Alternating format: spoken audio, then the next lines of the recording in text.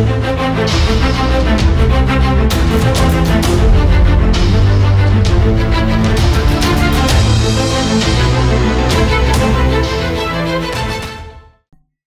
Defence aspirants, स्वागत है त्रिशूल डिफेंस एकेडमी के यूट्यूब चैनल में। अक्सर मेरे से बच्चे शिकायतें करते हैं कि सर आप एनडीए मैथ्स को बहुत तवज्जो देते हैं पर सीडीएस मैथ्स पे कभी भी चर्चा नहीं करते। आज समय आ गया है आपकी शिकायतों का उत्तर देने का, आज समय आ गया है सीडीएस मैथमेटिक्स पे चर्चा करने का। मेरे साथ त्रिशूल डिफेंस एकेडमी के leading young maths educator Sanjay sir. Sir स्वागत है यूट्यूब स्टूडियो में आपका। जय हिंद। सर आपका इनॉर्मस एक्सपीरियंस है, आप खुद भी गवर्नमेंट एग्जाम्स क्रैक करके बैठे हुए। आज सीडीएस मैथ्स को आप बाकी मैथ्स से कैसे कंपेयर करते हैं? मतलब आपने एसएससी का मैथ्स खुद निकाला हुआ, आपने सीजीएल का पेपर निकाला है, आपको एक्सपीरियंस रहा है एफकैट का, सीडीएस का, रेलवेज में डिफरेंट गवर्नमेंट एग्जामिनेशंस के मैथ्स के क्वेश्चन में सीडीएस मैथ्स बाकी मैथ्स के एग्जाम्स के पेपर से कैसे डिफरेंट? सर बहुत बेसिक आंसर जी बात करता हूँ, जैसे एसएससी की पॉइंट ऑफ व्यू से बात करता हूँ जी। तो एसएससी के जैसे अरिथमेटिक और एडवांस दोनों में एक्चुअली कुछ आता है। सीडीएस का भी मैथ्स का सिलेबस सेम है और एसएससी का भी पेपर है सेम। बहुत लोग कहते हैं कि जो एसएससी का मैथ्स है वही सीडीएस का मैथ्स है। टॉपिक सेम है, टॉपिक सेम होता है और जो क्वेश्चन का लेवल ही वेरिएट करता है। क्वेश्चन का लेवल वेरिएट करता है। क्वेश्चन का लेवल इन द सेंस ये है जैसे ज्योमेट्री का पोर्शन हो गया आपका एसएससी का, ज्योमेट्री का पोर्शन हो गया आपका सीडीएस। अब ज्योमेट्री के पोर्शन में क्या होगा, एसएससी जो क्वेश्चन पूछेगा वो डायरेक्ट क्वेश्चन पूछेगा, डायरेक्ट एक थ्योरम देगा, उसी थ्योरम के बेस पे क्वेश्चन पूछ लेगा। बट इसमें क्या होता है, बंच की पॉइंट ऑफ व्यू से क्वेश्चन पूछेगा। एक क्वेश्चन आपने सॉल्व किया, उस क्वेश्चन के आधार पर 2-3 क्वेश्चन दे देगा आपका ज्योमेट्री से। अच्छा हाँ, ये कंडीशन मतलब आपके सीडीएस में एक बंच ऑफ क्वेश्चंस आते हैं। एग्जैक्टली। अगर आपने मतलब जैसे एक फिगर बनाया सर्कल का, उसमें ये सर्कल वाले क्वेश्चन ठीक है, उसमें क्या उससे जैसे 2-3 क्वेश्चन पूछेगा आपसे। अच्छा, एसएससी में ऐसा नहीं। एसएससी में एक क्वेश्चन दिया, सर्कल हो, यही सर्कल हो, यहाँ से क्वेश्चन पूछेगा, एक क्वेश्चन पूछेगा 1 मार्क्स। लेकिन यहाँ पर एक फिगर से आप 3 मार्क्स गेट कर सकते हैं। यानी कि कॉन्सेप्चुअल यहाँ पे ज्यादा है। एग्जैक्टली कॉन्सेप्ट यहाँ मतलब कॉन्सेप्चुअली होगा कि रीजन एंड सेक्शन वाले जो क्वेश्चन बनेंगे बच्चा वही कर सकता है जिसका कॉन्सेप्ट प्रॉपर्ली क्लियर है, ठीक है ना, वो बहुत बढ़िया तरीके से क्लियर करेगा मुझे। अच्छा तो आप बात करते हैं इसका ज्योमेट्री का हो गया, ट्रिग्नोमेट्री का सेम कंडीशन आती है ट्रिग्नोमेट्री में। उसके बाद फिर आप नंबर सिस्टम में चले आए। नंबर सिस्टम की बात करते हैं तो 8 to 9 टॉपिक्स है नंबर सिस्टम। अगर बच्चा बढ़िया तरीके से टॉपिक वाइज उन चीजों को कवर करता है और टॉपिक वाइज हर टाइप के क्वेश्चन को सॉल्व करता हुआ जाता है तो 100% अच्छे मार्क्स गेट कर सकता है, क्योंकि 15 to 20 question her bar number system से बनता है। अभी इस बार का अगर हम लोग बात करते हैं, हाँ यहाँ पे मैं पूछना चाहूंगा कि सीडीएस मैथ्स के सिलेबस में, देखिए वैसे तो डिटेल्ड सिलेबस आप मेरे को जरूर आज बना के देंगे क्योंकि हम लोगों की ये बात हुई, लेकिन सिलेबस की बात करें तो सीडीएस मैथ्स को कितने यूनिट्स में डिवाइड कर सकते हैं? जैसे इसी मंच पे पीएम भारद्वाज सर ने एनडीए मैथ्स को कैलकुलस, कोऑर्डिनेट और 2D, 3D, स्टैटिस्टिक्स इस तरीके से तोड़ा था, अलजेब्रा। आप सीडीएस मैथ्स को कैसे तोड़े? सर इसको मैं 2 कैटेगरी में डिवाइड करूंगा। जैसे आपका अरिथमेटिक का पोर्शन हो गया, एडवांस का कितना परसेंटेज है? एग्जैक्टली सर उसमें क्या होता है कि 70 to 75 question of advance math. Advance math में आपका क्या होता है, ज्योमेट्री हो गया जी, अलजेब्रा हो गया, नंबर सिस्टम हो गया, ट्रिग्नोमेट्री हो गया, हाइट एंड डिस्टेंस, ये एडवांस्ड मैथ। एग्जैक्टली ठीक है। अब मेंसुरेशन उसमें अगर आप ऐड ऑन करते हैं तो मेंसुरेशन ज्योमेट्री, अलजेब्रा, ट्रिग्नोमेट्री और नंबर सिस्टम इनसे मिला के 70 to 75 क्वेश्चंस आपको पूछे जाते हैं। 70 to 75 दैट मींस कि ये 70% 70 to 75% क्वेश्चन केवल ये कवर करता है एडवांस। यानी कि बच्चा अगर सिर्फ एडवांस मैथ्स पे काम कर ले तो वो उसकी नैया पार हो गई 100%। चाहे वो एयरफोर्स एकेडमी हो, चाहे वो नेवल एकेडमी हो, कट ऑफ क्लियर कर। एग्जैक्टली। अब आप जानते हैं इससे बच्चा क्या होता है, डाइवर्ट हो जाता है कि भाई करना क्या है। पहले सबसे बड़ा क्वेश्चन हमारे लिए होता है सबसे पहले कवर क्या है, ठीक है ना, जहाँ से हम मैक्सिमम मार्क्स गेट कर सकते। तो मुझे ऐसा लगता है कि नंबर सिस्टम पहले कवर करना चाहिए, क्योंकि नंबर सिस्टम में अगर 8 टॉपिक हम कवर करते हैं और 8 टॉपिक पढ़ने पर हमें 20 क्वेश्चंस मिल रहे हैं, ये मेरे ख्याल से घाटे का सौदा नहीं। इसके बाद हम आते हैं ज्योमेट्री पे। ज्योमेट्री अच्छा, ज्योमेट्री कवर करते हैं। ज्योमेट्री में क्या होता है हमारा, जैसे क्वाड्रिलेटरल हो गया, सर्कल हो गया, ट्रायंगल हो गया, कि इनके सारे थ्योरम्स हैं, सिमिलरिटी ऑफ कॉन्ग्रुएंसी फ्रेमवर्क्स वगैरह के क्वेश्चन यहाँ से बनते हैं। इसके बाद हम आते हैं फिर ट्रिग्नोमेट्री पे। ट्रिग्नोमेट्री के बाद हाइट एंड डिस्टेंस पे आते हैं, अलजेब्रा पे आते हैं। इनके सारे डायमेंशंस को क्लियर करना, क्योंकि इनमें सर्टेन टाइप ऑफ क्वेश्चंस बनते हैं, मतलब सर्टेन टाइप ऑफ कॉन्सेप्ट है जो हमको क्लियर करना होता है।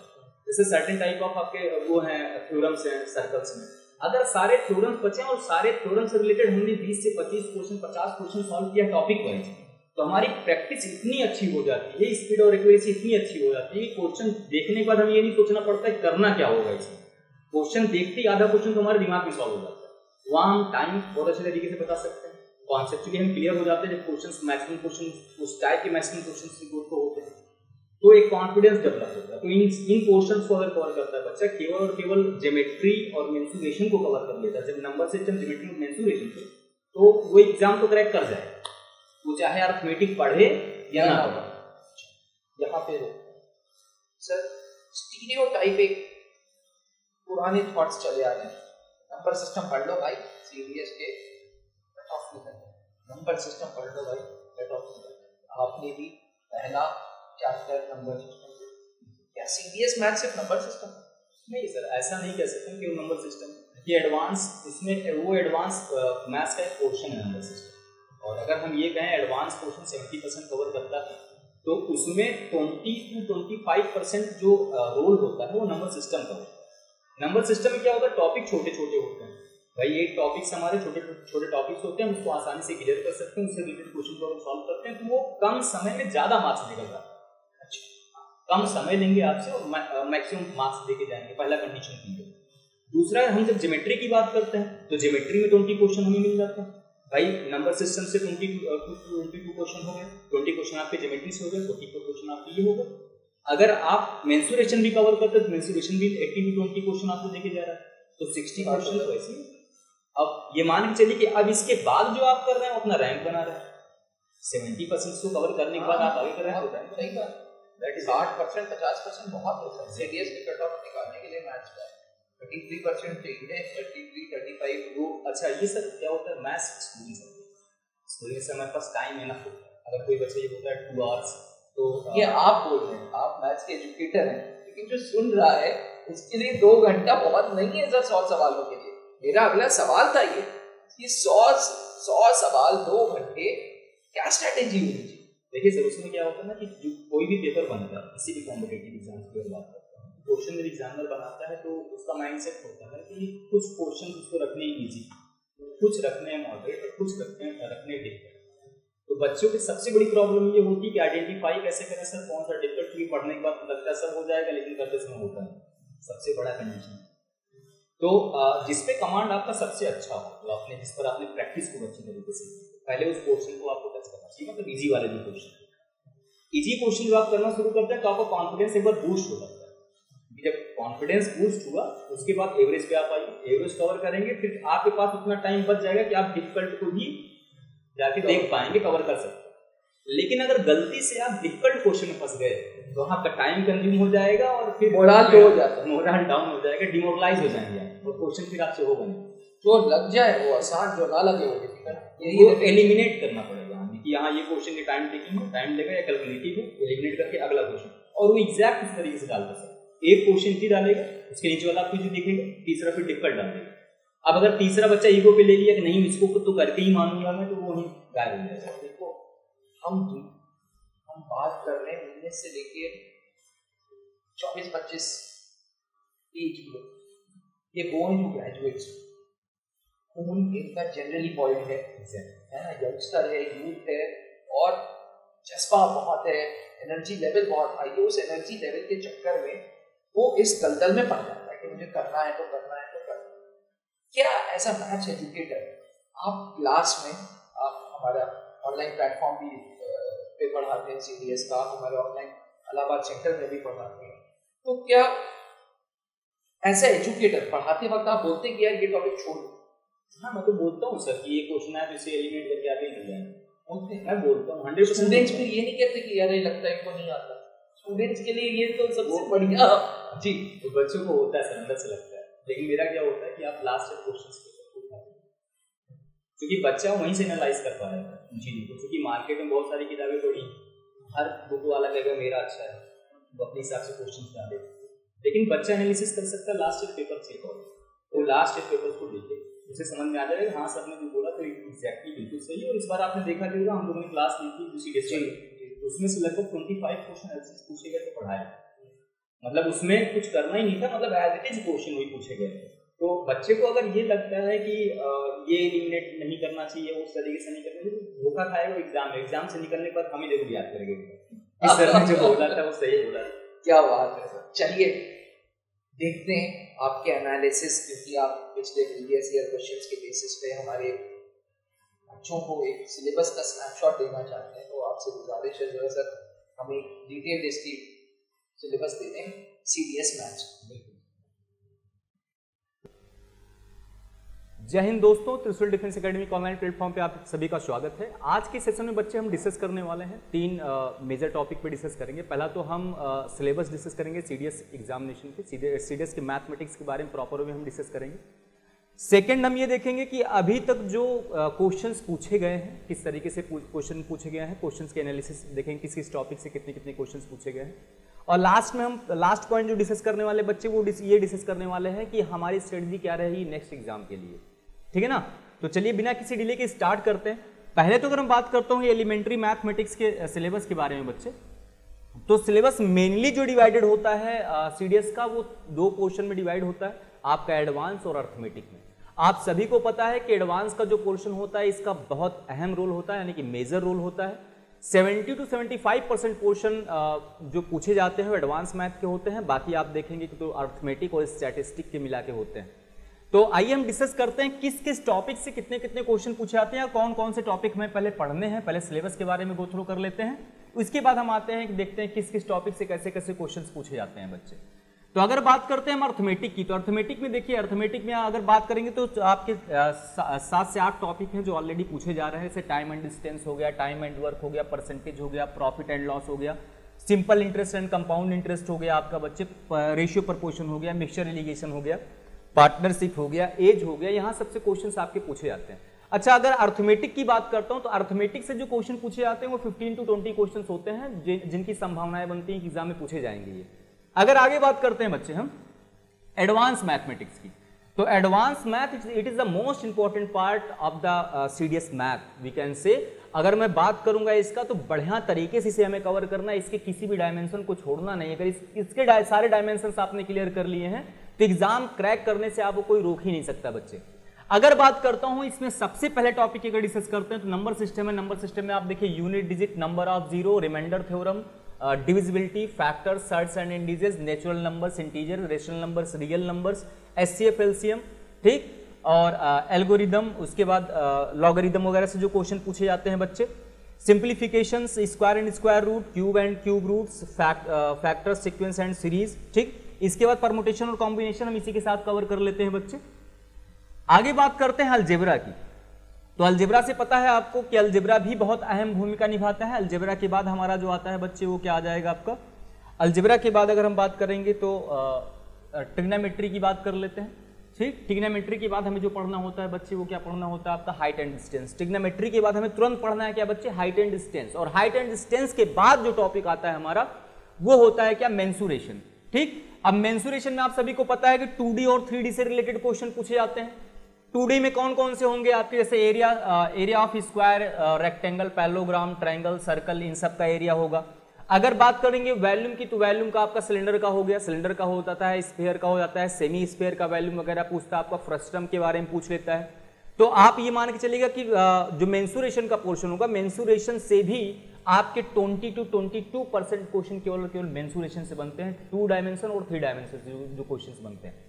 इसके बाद आगे बात करेंगे बच्चे स्टैटिस्टिक की। स्टैटिस्टिक से जो क्वेश्चन पूछे जा रहे हैं अभी वो 4 से 6 क्वेश्चन यहाँ से स्टैटिस्टिक और DI से रिलेटेड क्वेश्चन आपके एग्जाम में बन रहे हैं, ठीक।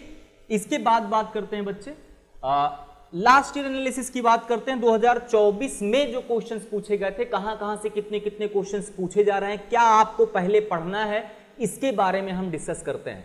देखिए अगर मैं टॉपिक वाइज इसे डिवाइड करता हूं बच्चे, तो एडवांस मैथ से टोटल 76 क्वेश्चन इस बार के एग्जाम में पूछा गया था, यानी 2024 में जो भी CDS का एग्जाम हुआ है इसमें आपके 26 क्वेश्चंस बच्चे पूछे गए हैं एडवांस मैथ से, जिसमें ज्योमेट्री से 20 क्वेश्चन है आपका, मेंसुरेशन से 22, यानी कि ज्योमेट्री और मेंसुरेशन को अगर मैं मिला दूं तो 42 क्वेश्चंस पूछे गए हैं इस बार वाले एग्जाम में। आप सोचिए कि बच्चा अगर ईमानदारी से नंबर सिस्टम, ज्योमेट्री और मेंसुरेशन कवर कर ले तो आराम से वो 50% पोर्शन मैथ्स का, सीडीएस मैथ्स का कर देगा बच्चे।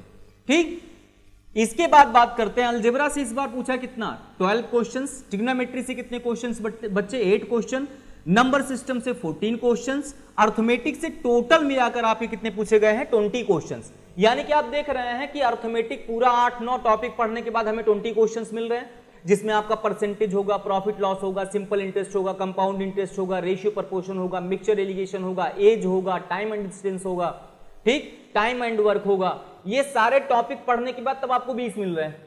और यहां पर आप देख रहे हैं स्टार्टिंग में ही 2-3 टॉपिकों से हमारे 50 क्वेश्चन हो जा रहे हैं। फॉर एग्जांपल आप देखिए ज्योमेट्री से 20 क्वेश्चन पूछे गए थे, मेंसुरेशन से 22 पूछे गए थे, अलजेब्रा से कितने पूछे गए थे, 12, ठीक, trigonometry 8 question, number system 14 question, इतने ही पोर्शन को आप कवर कर ले, 75 प्लस हैं आप। ठीक, फिर अगर बात करते हैं बच्चे अर्थमेटिक में कहां से क्वेश्चन कितने कितने बनते हैं, तो अर्थमेटिक में आप देख रहे हैं परसेंटेज से 1 क्वेश्चन है, प्रॉफिट एंड लॉस से 2 क्वेश्चन पूछे गए हैं, सीआई और एसआई दोनों से मिलाकर कितने 3 क्वेश्चन आपके पुटअप किए गए हैं बच्चे। टाइम एंड वर्क से 4 क्वेश्चन है आपका, टाइम एंड डिस्टेंस से 5 क्वेश्चन है, ठीक, रेशियो एंड प्रपोर्शन से 5 क्वेश्चन है, मिक्सचर एलिगेशन से 1 क्वेश्चन है। अगर आपको अर्थमेटिक मैथ में भी कवर करना है तो आप उठा सकते हैं रेशियो प्रपोर्शन, ठीक, ratio proportion, time and work, यहां से क्वेश्चन मैक्सिमम पूछा आता है, परसेंटेज प्रॉफिट लॉस, सीआई से यहां सबसे क्वेश्चन एग्जामिनर पूछता है बच्चे। ठीक, अब अगर हम बात करते हैं कि इस बार के एग्जाम में क्या कौन सी स्ट्रेटजी को आप फॉलो करें कि आप मैक्सिमम पोर्शन कवर कर पाएं सीडीएस मैथ का, तो आइए बच्चे उस पर डिस्कस करते हैं हम लोग। अगर मैं बात करता हूं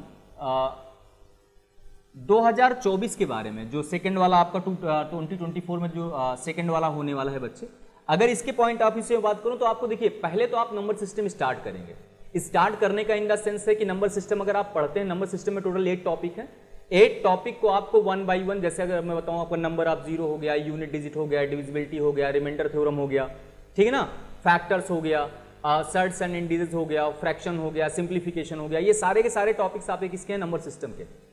नंबर सिस्टम को आपको टॉपिक वाइज पढ़ते जाना है और उससे रिलेटेड केवल और केवल उससे रिलेटेड, आपने यूनिट डिजिट पढ़ा है तो केवल यूनिट डिजिट से आप 40 to 50 क्वेश्चंस कीजिए।